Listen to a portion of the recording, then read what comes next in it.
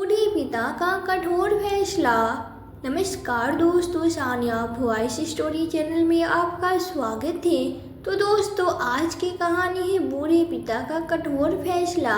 बाबूजी, आपके पास 10,000 होंगे? छोटे बेटे आदित्य ने रामनाथ जी से कहा। तो बाबूजी ने पूछा, बेटा किस लिए चाहिए? तो आदित्य ने कहा कि बाबूजी, मुझे मोबाइल लेना है, बाकी पैसे हैं मेरे पास, कुछ आप दे दीजिए। बेटा, अभी तो तुमने नया मोबाइल लिया था, फिर इतनी जल्दी दूसरा मोबाइल क्यों ले रहे हो?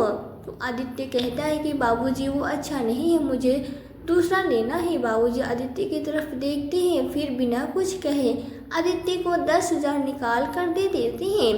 तभी बड़ा बेटा अजय, क्योंकि वही खड़ा रहता है, कहता है बाबूजी, मुझे 15,000 चाहिए, बाकी पैसे तो मेरे पास है, आप मुझे बस 15,000 दे दीजिए। बाबूजी अजय की तरफ देखते हैं और उसे भी 15,000 निकाल कर दे देते हैं। दोनों बेटे पैसे लेकर चले जाते हैं। रामनाथ जी के पास उनकी पत्नी सावित्री जी बैठी रहती हैं और अपने पति रामनाथ जी से कहती कि आप बच्चों को इतने पैसे क्यों दे देते हैं? बच्चे काम कर रहे हैं, अपने खर्च अपने पैसों से चला सकते हैं।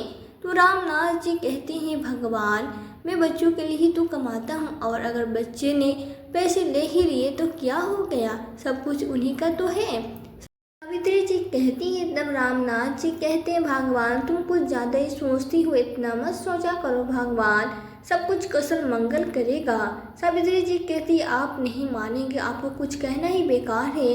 अच्छा, चाय पियेंगे? आप पी लूँगा, अगर तुम अपने लिए बना रही हो तो मेरे लिए एक कप बना देना। ठीक है। अजय और आदित्य जब पैसे लेकर अपने अपने कमरे में जाते हैं तो उनके हाथ में पैसे देकर उनकी पत्नियां पूछती है, पैसे कहाँ से आए? तो दोनों बताते हैं कि बाबूजी से लेकर आए हैं। दोनों की पत्नियां खुश हो जाती हैं और अपने अपने पति से भी पैसे ले लेती है, कहती है ये तो हमारी शॉपिंग में काम आएंगे। रामनाथ जी के 3 बच्चे थे, 2 बेटी और 1 बेटी। उनके बड़े बेटे का नाम अजय और छोटे बेटे का नाम आदित्य था और बेटी का नाम पायल था। रामनाथ जी ने तीनों बच्चों की शादी कर दी। उनकी बेटी की शादी भी सुखी संपन्न परिवार में हुई थी। तीनों बच्चों की पढ़ाई लिखाई, पालन पोषण और शादी में जो भी खर्च हुआ था वो रामनाथ जी ने ही किया था। बेटों की शादी में भी रामनाथ जी ने ही पैसा लगाया था। दोनों बेटों से कुछ नहीं लिया था। अजय और आदित्य दोनों जॉब करते थे, जबकि रामनाथ जी का अपना कारोबार था। रामनाथ जी दोनों बच्चों को कारोबार में ही लगाना चाहते थे, लेकिन अजय और आदित्य दोनों को कारोबार में कोई दिलचस्पी नहीं थी। दोनों की जॉब करना चाहते थे। रामनाथ जी ने भी बच्चों पर कोई जोर नहीं दिया, तो दोनों बच्चों को उन्होंने पूरी छूट दी थी। तो वो बेटे जो भी कमाती थी वो अपने पास ही रख लेते थे। सभी के खाने का खर्च, मेहमानों के आने जाने का खर्च, बिजली का बिल, गैस सिलेंडर खर्च और घर के बाकी जितने भी खर्च थे वे रामनाथ जी ही किया करते थे। पूरा घर रामनाथ जी के पैसों पे ही चलता था और उनके ऊपर यह हालत थी कि दोनों बच्चे किसी न किसी बहाने से महीने में कुछ न कुछ रकम अपने बाबूजी से निकलवा ही लेते थे। दोनों बेटों के दोनों बच्चे, दोनों बहुएं भी ठीक ठाक थी, सास ससुर की सेवा करती थी, कभी उनके सामने बोलती नहीं थी। रामनाथ जी अपनी पत्नी सावित्री से बहुत प्यार करते थे। सावित्री के उनके जीवन में आने से पहले मैं कुछ भी नहीं थे। उनके पास ज़्यादा कुछ नहीं था, बस एक छोटी सी दुकान थी। आमदनी भी इतनी नहीं कि उनके जीवन में आए थे।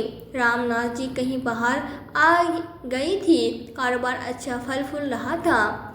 उन्होंने दुकान भी अब बहुत बड़ा बना ली थी और उनके सारे खर्च उस दुकान से पूरे हो जाया करते थे, इसलिए मैं अपने बेटे को कुछ नहीं लेती थी। एक दिन शाम को जब दुकान से रामनाथ जी घर आते हैं तो देखते हैं सावित्री जी बहुत परेशान सी बैठी हुई है।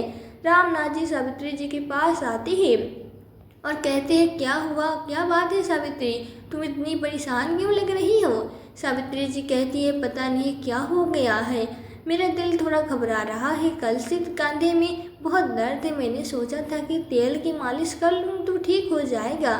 रामनाथ जी के चेहरे को देखने लगती है। रामनाथ जी कहते हैं, क्या देख रही हो, ठीक कहती हो? कुछ नहीं, बस ऐसे ही देख रही थी। अगली सुबह रामनाथ जी सावित्री जी को स्कूटर पर बैठाकर डॉक्टर के पास लेकर जाते हैं। कि सामने से एक बाइक तेजी से आती है और वो बाइक वाला बाइक इतनी तेजी से चला रहा था कि रामनाथ जी का बैलेंस बिगड़ जाता है। रामनाथ जी तो संभल जाती हैं, लेकिन पीछे बैठी हुई सावित्री जी नीचे गिर जाती हैं और उनके सर में चोट लग जाती है। रामनाथ जी जल्दी से स्कूटर खड़ा करके स्कूटर से नीचे उतरते हैं और सावित्री जी को देखते हैं। सावित्री जी रामनाथ जी को देखते हैं और अपनी आंखें बंद कर लेती हैं। रामनाथ जी घबरा जाते हैं, क्या करें। जब विवाह की एक गाड़ी गुजर रही होती है, रामनाथ जी उनसे रिक्वेस्ट करते हैं। रामनाथ जी अपना स्कूटर खड़ा कर देती हैं और 2-3 आदमियों की मदद से सावित्री जी को गाड़ी में बैठाकर हॉस्पिटल ले जाते हैं। रामनाथ जी गाड़ी में बैठते हैं, अपने 3 बच्चों को फ़ोन कर देते हैं। रामनाथ जी सावित्री जी को हॉस्पिटल लेकर पहुंचते हैं। सावित्री जी को जल्दी जल्दी स्ट्रेचर पे लिटाया जाता है और ऑपरेशन थिएटर में ले जाया जाता है। रामनाथ जी बेसुध खड़े रहते हैं। एक डॉक्टर ऑपरेशन थिएटर की ओर जाते देखते ही रहती हैं। तभी वहाँ उनकी बेटी और दामाद आते हैं और रामनाथ जी को तसल्ली देते हैं। फिर वहाँ रामनाथ जी के दोनों बेटे बहुएं आते हैं। रामनाथ जी ऑपरेशन थिएटर के बाहर इधर से उधर चक्कर काटते रहते हैं। कुछ समय बाद जब डॉक्टर्स बाहर आते हैं तो रामनाथ जी हड़बड़ा कर पूछते हैं, तो डॉक्टर बोलते हैं कि हमने अपनी पूरी कोशिश की है, ऑपरेशन भी कामयाब हो गया, लेकिन सर में गहरी चोट आने के कारण अभी कुछ कहा नहीं जा सकता, बाकी होश में आने के बाद मिलेगा। यह सुनकर रामनाथ जी का दिल बैठ जाता है और वो बेसुध होकर बैठ जाते हैं और सावित्री जी के होश में आने का इंतज़ार करते हैं। कुछ देर बाद सावित्री जी को ऑपरेशन थिएटर से वार्ड में शिफ्ट कर दिया जाता है। रामनाथ जी सावित्री जी को देखने और मिलने के लिए बोलते हैं तो डॉक्टर मना कर देते हैं। जब तक होश नहीं आता तब तक कोई भी सावित्री जी से नहीं मिल सकता। रामनाथ जी बाहर बैठकर इंतज़ार करते रहते हैं। घड़ी की सुई घूमती रहती है और रामनाथ जी और बाकी सबको इंतज़ार करते करते 4 घंटे हो जाते हैं। रामनाथ जी की जान गले में अटकी हुई थी। बार बार खड़े होते और बार बार बैठते, इधर से उधर घूमते और फिर बैठ जाते, न चलते बनते और न खाने पीने के लिए बोलते हैं। लेकिन रामनाथ जी भला करते क्या। रामनाथ जी अपनी बेटी और दामाद को भी घर भेज देते हैं। रामनाथ जी बैठे रहते, दीवार पर सर लगाकर आंखें बंद करते हैं तो सामने सावित्री जी को पाते हैं और अतीत की दुनिया में खो जाते हैं, जहाँ बड़े बेटे अदिति की शादी में सावित्री जी ढोलक बजा रही थी और रामनाथ जी को देखकर गीत गा रही थी। सभी बच्चे भी रामनाथ जी और सावित्री जी की आंखों के इशारे को समझ रहे थे और देख रहे थे और हंस रहे थे। तो रामनाथ जी कहते हैं, क्या हुआ, प्रेम कहानी सिर्फ तुम बच्चों की ही होती है क्या? प्रेम कहानी हम जैसे बूढ़ों का नहीं हो सकता? तो आदित्य, अजय और पायल अपनी माँ को उठाकर अपने बाबूजी के पास खड़ा कर देते हैं और तीनों बच्चे उनसे डांस करने के मांग करते हैं। अब घर में शादी का माहौल था, बच्चे की जिद के आगे झुकना पड़ा और रामनाथ जी और सावित्री जी ने हौले हौले कर डांस स्टेज की ओर में चली गई। सर, आपकी वाइफ को होश आ गया। तभी किसी ने आकर कहा तो रामनाथ जी अतीत से बाहर आ गए और बहुत उत्साहित होकर खड़े भी की, लेकिन एक वृद्ध व्यक्ति की भांति सावित्री जी कोमा में जा चुकी थी, जो सिर्फ सुन सकती थी, देख सकती थी, लेकिन न हिल सकती थी, न चल सकती थी और न ही बोल सकती थी। रामनाथ जी देखते रहते हैं। बहुत देर तक देखने के बाद बोलते, सावित्री, तुम्हें इस हालत में देखकर मुझे आज क्या गुजर रही है मैं बता नहीं सकता। तुम तो डॉक्टर के पास जाने के लिए मना कर रही थी। आज अगर मैंने तुमसे डॉक्टर के पास जाने की जिद न की होती तो तुम इस हालत में न होती। मुझे चोट लग गई होती, इस बेड पर तुम नहीं मैं होता। रामनाथ जी का हाथ अपने हाथ में लेते हैं और कहते हैं, मुझे कुछ तो बोलो सावित्री। सावित्री, तुम सुन रही हो ना सब? लेकिन वक्त ने ऐसा घाव दिया था कि सावित्री जी को लाचार बना डाला। वो बोली भी तो क्या बोले, कैसे बोले, जब उनकी जुबान ही उनका साथ नहीं दे रही थी। वे रामनाथ जी का हाथ पकड़ते भी तो कैसे पकड़ते, जब उसके हाथ ही उनका साथ नहीं दे रहे थे। सावित्री जी की आंखों में आंसू बहते जा रहे थे। रामनाथ जी ने देखा तो रोने लगे और सावित्री जी के गले लग गए। बोले, तुम चिंता मत करो सावित्री, तुम जल्दी ठीक हो जाओगे।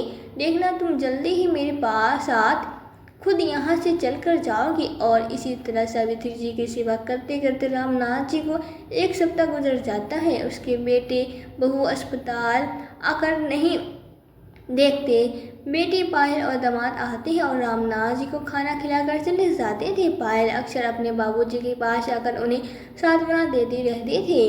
इधर रामनाथ जी के कारोबार में भी ताला लग चुका था। रामनाथ जी सावित्री जी की दिन रात सेवा करते रहे, लेकिन सावित्री जी की सेहत दिन पर दिन और बिगड़ती जा रही थी। वो ठीक होने के बजाय और कमज़ोर होती जा रही थी। और पूरे 1 महीने बाद सावित्री जी ने अपनी आंखें पूरी तरह बंद कर ली थी। रामनाथ जी बेसुध में पहुंच गए। दिन रात सेवा करने के बाद भी अपनी पत्नी को नहीं बचा पाए। ये बात उनके दिल पर घर कर रही थी। सावित्री जी को मृत देखकर रामनाथ जी का दिल तड़प रहा था। हंसती खेलती सावित्री जी अब उनके सामने मृत पड़ी हुई थी। वो अंदर ही अंदर सावित्री जी की मौत का जिम्मेदार खुद को मान रहे थे। रामनाथ जी के सामने सावित्री जी की सारी बातें, सारी यादें खड़ी थी। सावित्री जी का क्रियाक्रम कर दिया गया। रामनाथ जी मुश्किल से अपने कमरे तक पहुँचे और उसी कमरे के होकर रह गए। 1 डेढ़ महीने तक तो दोनों बच्चों ने किसी तरह काम चला लिया, घर का खर्च उठा लिया, लेकिन अब घर के खर्च के लिए दोनों भाइयों में झगड़ा होने लगा। वे एक दूसरे को खर्च करने के लिए कहने लगे। बड़ा भाई छोटे भाई से कहता खर्च के लिए और छोटा भाई बड़े भाई से खर्च के लिए कहता। दोनों भाई अपने 1-1 रुपये का हिसाब जोड़ रहे थे कि मेरे इतने पैसे खर्च हो गए और मेरे इतने पैसे खर्च हो गए हैं। रामनाथ जी ये सब बातें सुनते रहते थे। धीरे धीरे दोनों भाइयों में झगड़ा ज़्यादा हो गया तो दोनों भाइयों ने अपनी रसोई अलग अलग कर ली थी। अब सवाल उठता था कि बाबूजी को खाना कौन देगा। इस पर भी दोनों में झगड़ा होने लगा। एक टाइम का खाना बड़े भाई ने कर दिया तो दूसरे टाइम का खाना छोटे भाई ने कर दिया। अब नाश्ते के ऊपर झगड़ा हो रहा था कि नाश्ता कौन देगा। होते हुए ये रामनाथ जी को एक दिन एक भाई और एक दिन एक भाई नाश्ता देगा। फिर दोनों भाई मिलकर बाबूजी के पास जाते और कहते, बाबूजी अब कब तक माँ के बनने के शौक मनाओगे। अब 1 महीने से भी ज़्यादा हो चुका है और आपका शौक ख़त्म होने का नाम ही नहीं ले रहा है। अब इस मातम की दुनिया से बाहर आइए और अपना कारोबार संभालिए। घर का इतना खर्चा मेरा काम से कैसे पूरा होंगे। दोनों बेटे कहा कर चले जाते हैं, लेकिन क्या वो कहा कर गए हैं इसका उन्हें अंदाज़ा भी नहीं था। रामनाथ गहरी सोच में पड़ जाते हैं और सोचते हैं कि मैंने अब तक किया ही किया था। मैंने अपनी सारी ज़िंदगी सिर्फ कमाने में निकाल दी। मैंने कभी कोई अपना अरमान पूरे नहीं किए, अपने ख्वाहिश पूरे नहीं किए। रात दिन मेहनत की सबके लिए, किसके लिए, बच्चों के लिए। अब बच्चों पर 2 वक्त की रोटी भारी हो रहा है। स्वार्थी बच्चों के लिए सारी ज़िंदगी कमाया ही तो है, जिसके लिए अब कमाया तो वही मुझे छोड़कर जा चुकी है। अब किसके लिए इतना सर दर्द लूँ। बच्चों को सिर्फ मेरे पैसों से मतलब है, मुझसे नहीं। बच्चे मेरे पैसे से प्यार करते हैं, मुझसे नहीं। मैंने सोचा था कि सारी ज़िंदगी तो कमाया है, अब बस काम नहीं करूँगा। मैंने सारी ज़िंदगी बच्चों को पाला, मेरे बच्चे अब मुझे पाल लेंगे, मेरा सहारा बनेंगे। लेकिन इन्हें तो अभी भी हम मुझसे ही काम करवाना है, मेरे ही कमाई खानी है। जब सावित्री ही नहीं रही तो मैं काम क्यों करूं। नफरत हो गई है मुझे अब काम करने से भी। मुझे नहीं करना पैसा कमाना, बहुत पैसा कमा लिया, अब बस नहीं। अपने दोनों बेटों की बातें सुनकर रामनाथ जी और भी गहरा सदमा पहुंचता है। वो तो अपने बेटों के लिए क्या सोच रहे थे और उनके बेटे उन्हें लेकर क्या सोच रहे हैं, यह भी वो देख चुके थे। रामनाथ जी अपनी सोच से बाहर ही नहीं निकल पा रहे थे। उनके मन में अंदर बहुत सारे सवाल जन्म ले रहे थे। सारी ज़िंदगी मैंने अपने बेटों को पाला पोसा, अच्छी परवरिश दी, पढ़ाया लिखाया, सारी ज़िंदगी खर्च उठाता रहा। जब भी पैसे मांगते, जितने भी मांगते तुरंत निकाल कर दे देते। और आज जब मैं अपनी बीवी के शौक में मैं घर पे बैठ गया तो इन पर बोझ बन गया। रामनाथ जी सावित्री जी के देहांत से टूटे हुए ही थे और कुछ बेटों की बातों से तोड़ डाला। अब तक रामनाथ जी को बुढ़ापा महसूस नहीं हो रहा था, लेकिन अब होने लगा था। रामनाथ जी अब पूरा समय उदास रहते। रामनाथ जी को खाने तक को कोई बेटा बहू नहीं पूछता था। बेटी पायल आकर अपने पिता का ख्याल रखती, लेकिन वे इतने समय अपने घर को छोड़कर अपने पिता के पास रहती। बेटी एक दो दिन अपने पिता का ख्याल रखकर अपने घर चली जाती थी। अब घर में बाबूजी को लेकर दिन रात बवंडर मचा रहने लगा। बाबूजी के पास अब पैसे नहीं थे, इसलिए बाबूजी के खर्च को लेकर दोनों बेटे बहुएं जंग में होने लगती। बात बात पे रामनाथ जी को ताने मारे जाने लगे और काम करने पर जोर दिया जाने लगा। रामनाथ जी सब देख रहे थे, सब सुन रहे थे, लेकिन रामनाथ जी शांत वर्ग में ये संख्या किशोर व्यक्ति नहीं थे। विश्वास पार्वती मजबूत सोच विचार और दृढ़ निश्चय लेने वाले व्यक्ति थे। एक दिन चारों बेटी बहुओं में बाबूजी को लेकर बहुत बहस हो रही थी। दोनों बहुएं अपने पति को कह रही थी कि बाबूजी को काम करने के लिए बोलो। बेटे भी कह रहे थे क्या किया जाए जिससे बाबूजी काम करने लगे। इसी बात को लेकर चारों बेटे बहुओं में झगड़ा हो जाता है। रामनाथ जी अपने कमरे में सब सुनते रहते हैं। रामनाथ जी अपने कमरे से बाहर आते हैं, बेटे बहुएं भी बाहर आते हैं और रामनाथ जी को काम करने के लिए कहते हैं। दोनों बेटे कहते हैं ऊपर गेस्ट बनकर मत बैठो, इतने वक्त से आप घर में पड़े हो, कुछ काम धंधा करो, क्यों नहीं करते।